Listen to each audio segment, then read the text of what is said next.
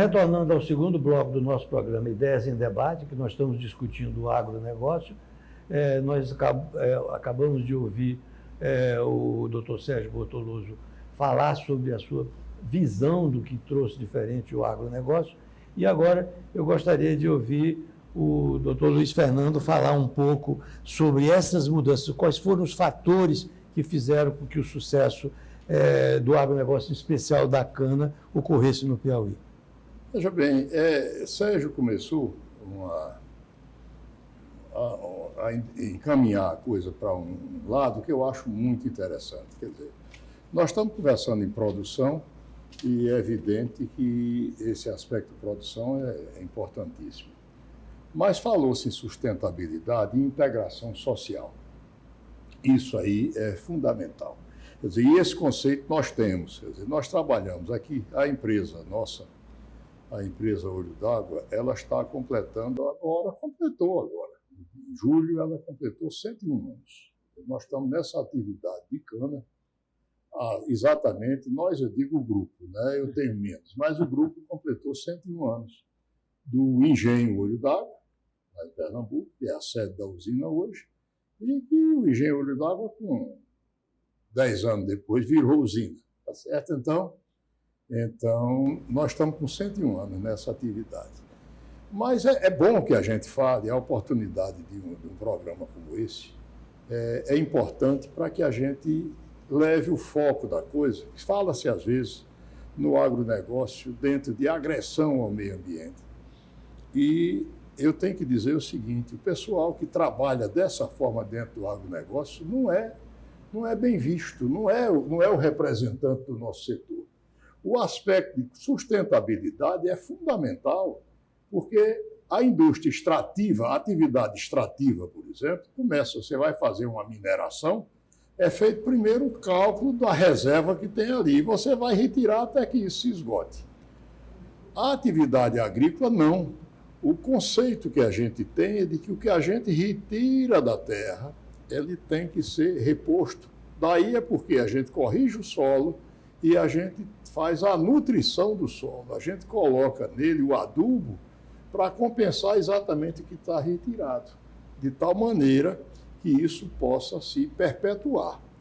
O cuidado com a conservação do solo, evitando erosão, evitando exatamente que ele se esgote até por causas físicas, excesso de chuva e tudo, plantio em curva de nível, essas práticas todas são feitas para que a gente possa perpetuar, perenizar o quê? O recurso natural, porque você faz uma empresa baseada em 3 fatores principais. O recurso natural, que é o lugar onde a gente implanta, o recurso humano, que é o pessoal que trabalha aí, o técnico e a mão de obra, tá certo? A operação, e o recurso financeiro. Essas 3 coisas têm que ser equilibradas para que a gente possa ter sucesso.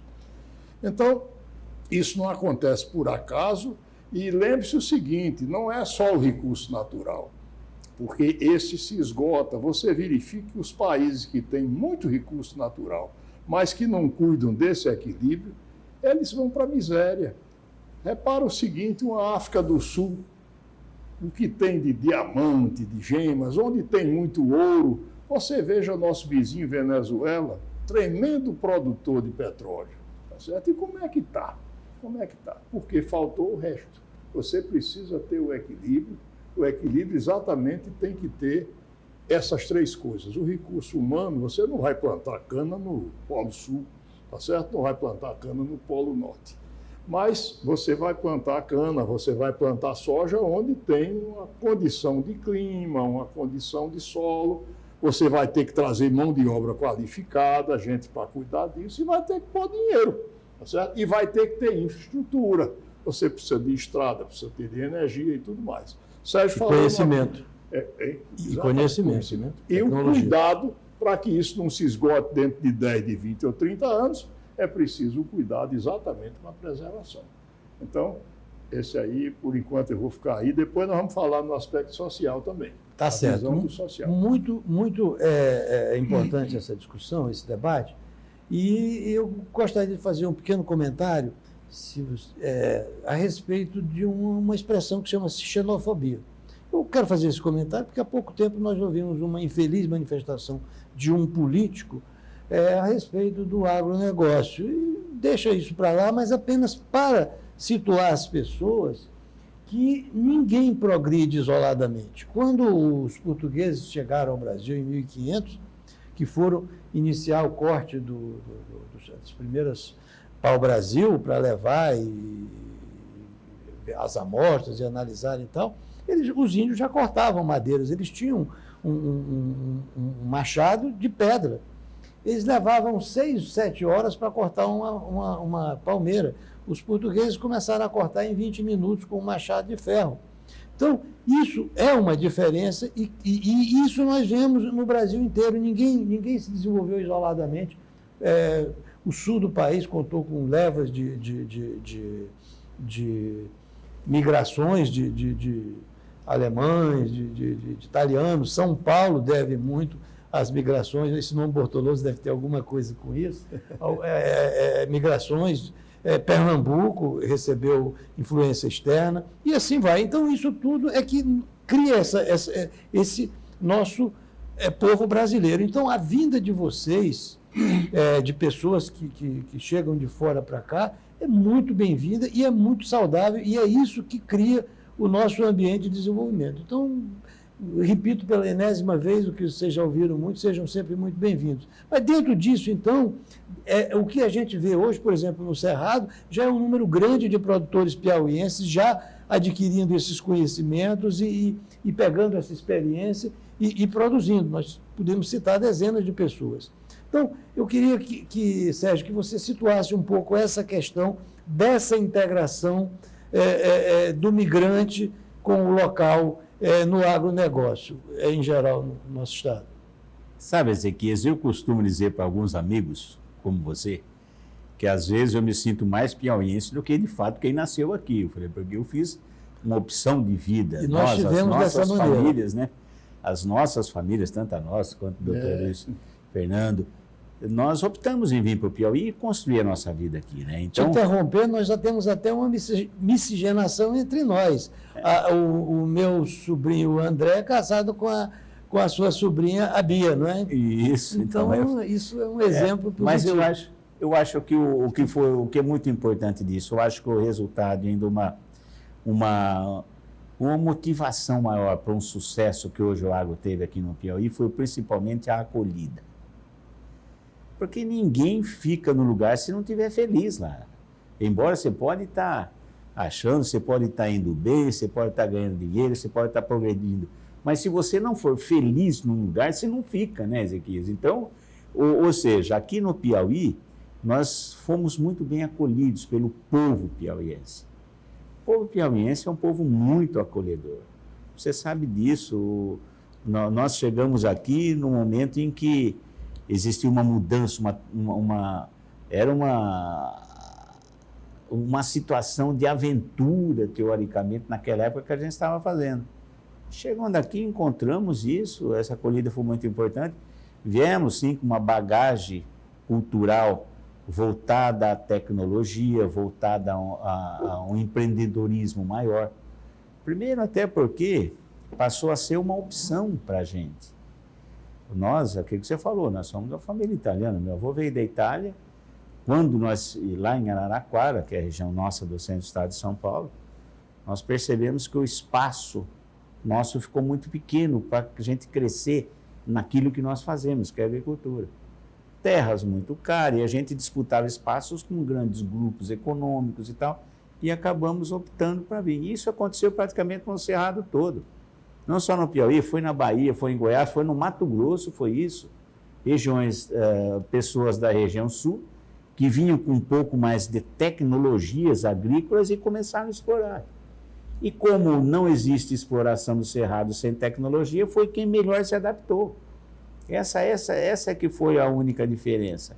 Agora, e hoje, a gente percebe que, felizmente ainda, nós somos tratados dessa forma, de pessoas que vieram carregar. E nas regiões, se você for fazer um comparativo da evolução que as regiões onde nós chegamos, onde nós começamos a trabalhar isso há 30 anos atrás, você percebe nitidamente uma evolução do ponto de vista social, do ponto de vista econômico, do ponto de vista mental. Veja a qualidade de vida, veja os índices de desemprego que tem nas regiões onde nós atuamos, onde o agronegócio atua.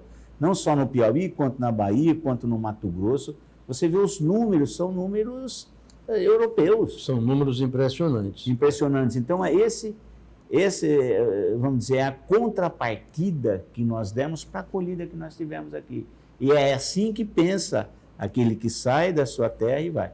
Você muda para outro lugar para ser feliz lá. E isso foi muito importante, sem dúvida, Ezequias. Pois é, e nós vemos o exemplo que o Luiz Fernando citou, que eu queria que ele estendesse um pouco, que quando chegou aqui, a empresa praticamente ela produzia para si. E eles socializaram essa produção com produtores, trouxeram produtores locais, levaram conhecimento e tal. E hoje vocês empregam quantas pessoas, Luiz Fernando? Nós temos hoje 3.300 e poucos funcionários, tá certo? Normalmente a nossa empresa, o município de União, onde nós temos a maior quantidade, normalmente no CAGED, terminado o ano, a conta de empregos gerados do dia 1º de janeiro a 31 de dezembro, não é somente durante a safra, porque quando termina a safra a gente desemprega um tanto, mas considerado ao longo do ano inteiro, normalmente a União é o primeiro lugar do Estado. A gente tem muita satisfação, muito orgulho disso, tá certo? Muito orgulho disso.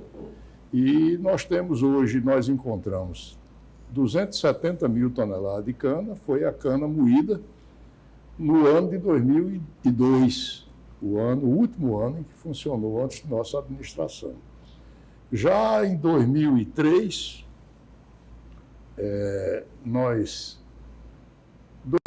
2004, nós implantamos já uma indústria de açúcar. A primeira safra de açúcar nós fizemos no ano 2004. Depois descontinuei por 2 anos, para que houvesse o aumento de plantação de cana, e nós começamos.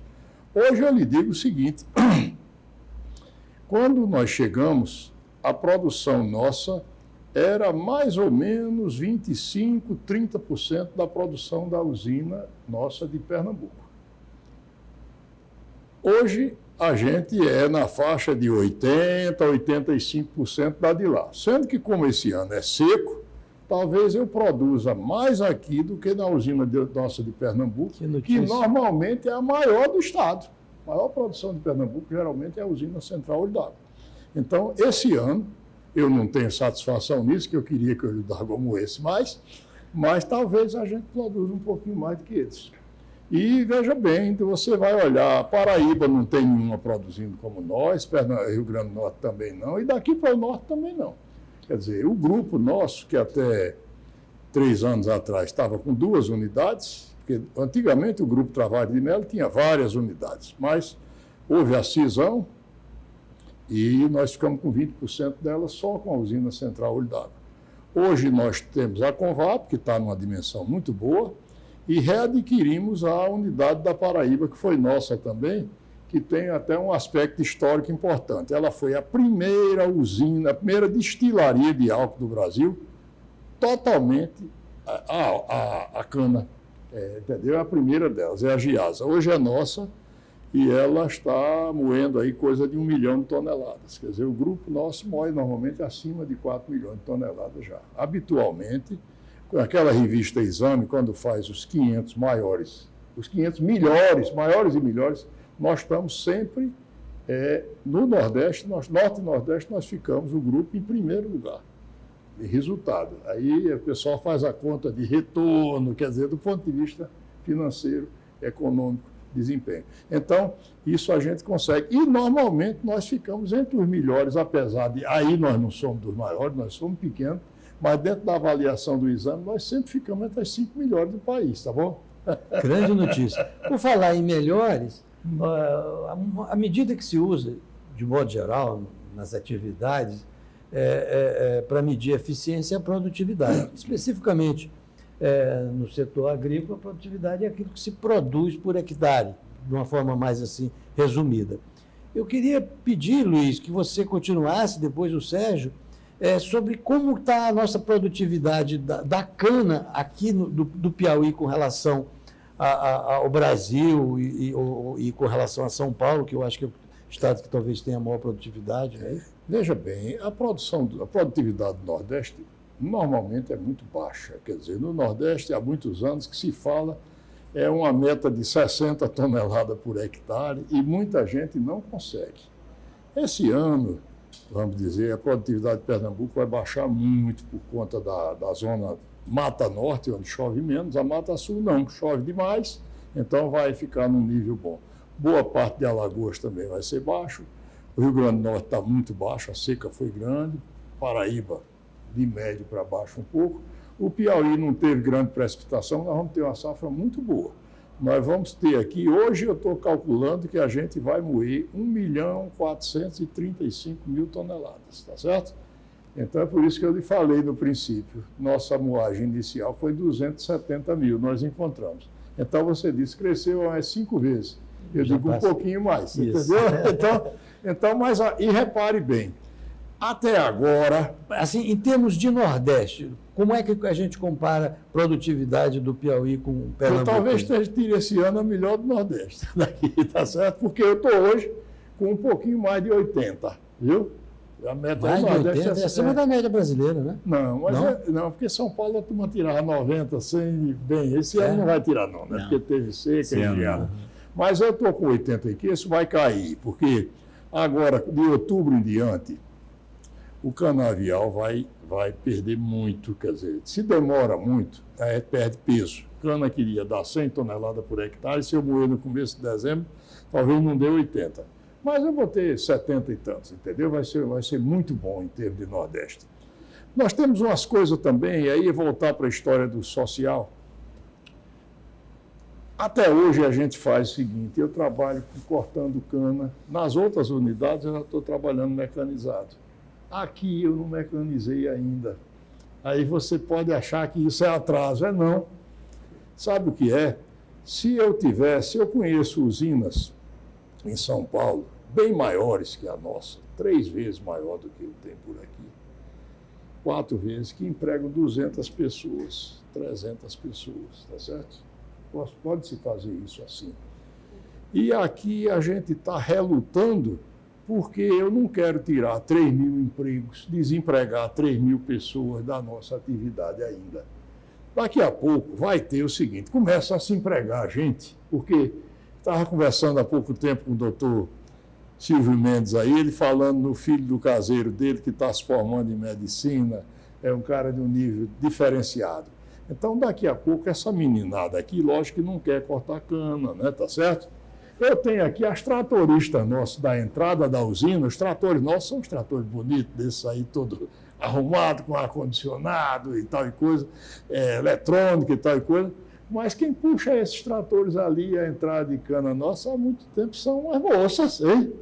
Esses tratoristas são as moças, quer dizer, a gente está dando emprego para esse pessoal, que tá, e tem o seguinte, trabalho melhor, que a mulher é cuidadosa, tá certo? Ela trabalha direitinho, tá entendendo? Então, disciplinada. Então é isso que a gente tem que ter de incorporar, tá certo? Virar um pouco, tá certo? Criar o caso, mudar a situação. Isso é que leva para frente. Excelente notícia. Sérgio, do setor de grãos, sei que você... como é que você situa a produtividade dos nossos cerrados com relação ao restante do país? Ezequias, eu só quero fazer uma observação no que o doutor Luiz Fernando disse. Nós somos testemunha do que ele disse aí a respeito da referência que o Grupo Olhos d'Água é para todo o Brasil. Primeiro porque nós somos o setor também. A minha família é produtora de cana-de-açúcar, também lá na região de Araraquara. É um nível, hoje lá praticamente é tudo mecanizado, hoje lá não se queima por uma exigência ambiental, de Sabesp, é uma coisa um pouco diferenciada. Mas as produtividades que hoje se consegue aqui, principalmente no Olhos d'Água aqui, hoje nós estamos lutando para conseguir lá em São Paulo, ou seja, numa condição muito pouco bem diferente e tal, mas, ou seja, é muito competitiva. E a Olhos d'Água, com certeza, é uma referência no Brasil todo.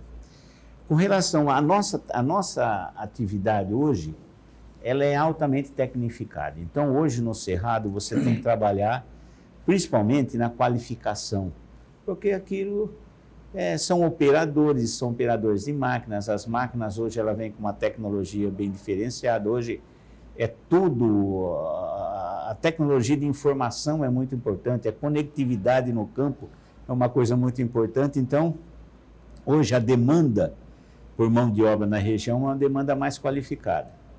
E não é só aqui, é no Brasil todo e no mundo todo hoje.